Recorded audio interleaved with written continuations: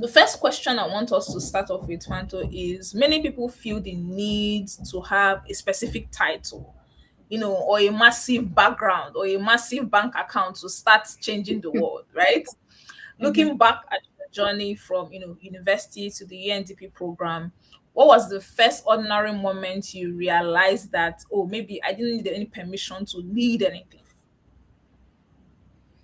Um, Thank you very much. I think that sets the tone and the foundation for the discussion.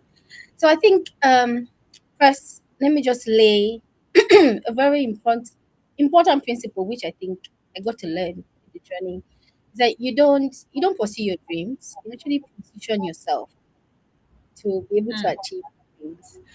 And so I'm going to answer this question, my experience, and then give some lessons that I learned in my journey so far. First thing I learned was leaders take the lead when they see the need.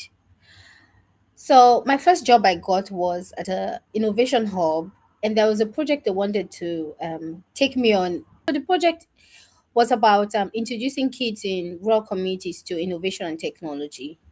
But they didn't really know how to go about it. I was like, okay, so let's have the kids come over. Let me know what I'm dealing with.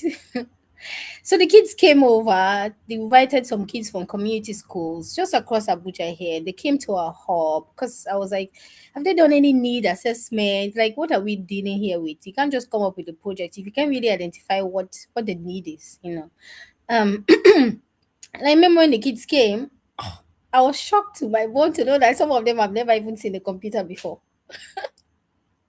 And they're being taught computer. And I'm like, how are they teaching you computer and you don't have like practical experience of what?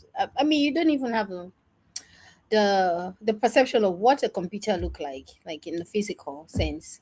And then just having conversation with the kids, and some of them are saying they would like to go to space someday. So after that experience, what I did was I went to go and meet my managers, and I told them that I think, you know what we need to do, let's have a truck retrofitted with tech items, and take, instead of them coming here, let's go and meet them in the communities. I think that will make more sense. And let's have the project. Let it be a project, a mobile learning lab that can move from one community to another. And interestingly, they did agree with my idea. So I think for me, that was the first lesson. Like, leaders really just take the lead when they see the need. Let me tell you, this was one of the best projects I've ever worked on. When we started the project, we just had about maybe 50 kids. We think by the time I left the project, we had reached over 2,000 kids, and we had spread across five different communities. Interestingly, we were able to get Google grants from Google, Oracle, and I was able to also get IBM and Microsoft to this project, the four tech giants in this project, to partner with them. So can you say, I'll just imagine if I didn't take the initiative of trying to innovate, let's be a bit innovative with the project and get it from that stage to another.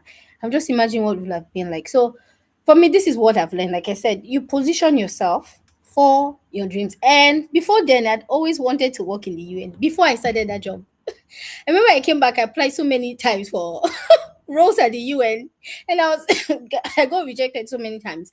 And I started researching, what skills do I need? What do I need to be able to get to that point where I can work in the UN? So you position yourself.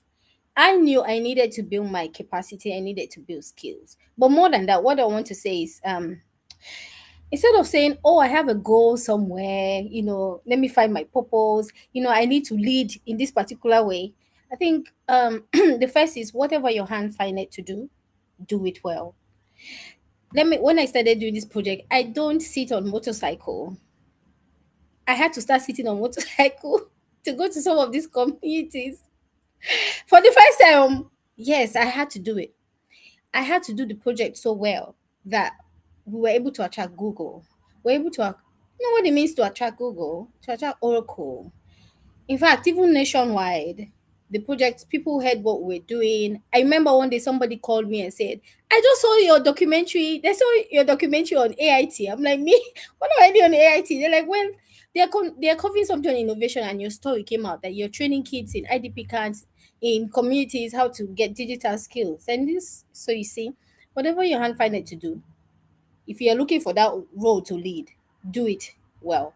And the other thing the Bible talks about, faithfulness in little things, it brings more. So if you're faithful in the little, you're not waiting for when you get, oh, when I get the leadership role. You're faithful in the little, and then it will bring more opportunities. And the third thing is, if you're faithful with somebody else's own at another man's work, you will also get the opportunity to what? To get your own.